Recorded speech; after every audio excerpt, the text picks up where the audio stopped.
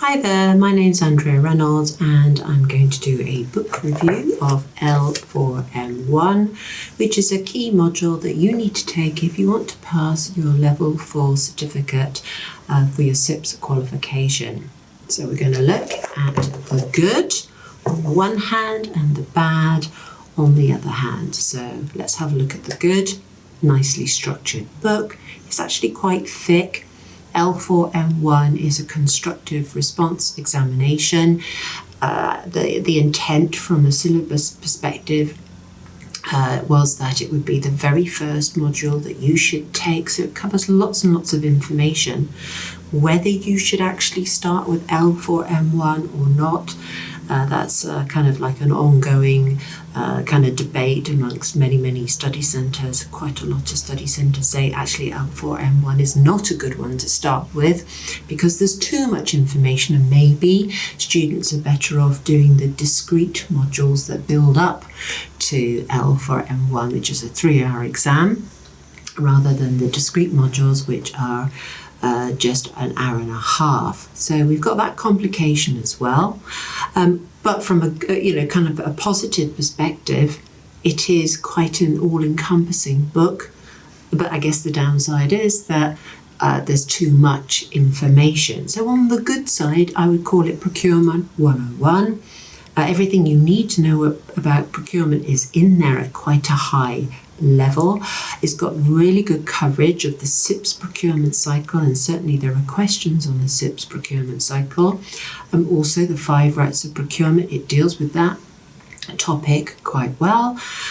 So again, that's a popular question area, so this book will really help you with that. And also quite a good understanding of corporate governance and conflicts of interest. Again, another popular CIPS examination area. And also decentralised and centralised types of procurement departments. That's dealt with across page 157 to 163. So I feel that actually there's some really good areas that are tackled and provides the student with a really fantastic base understanding of procurement. That's why I call it Procurement 101. On the other hand, it doesn't deal with 2.4.2 adequately. That's a part of the syllabus. It's really just maybe half a page on that area, but you could conceivably have maybe a 20-mark question. There's just not enough content to cover that.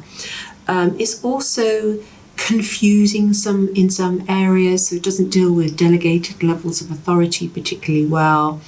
And also there is some irrelevant content. So for example, there's a whole section on rapport building, page 170. You don't need it, it's not on the syllabus. So you do need to be careful because it's such a big book.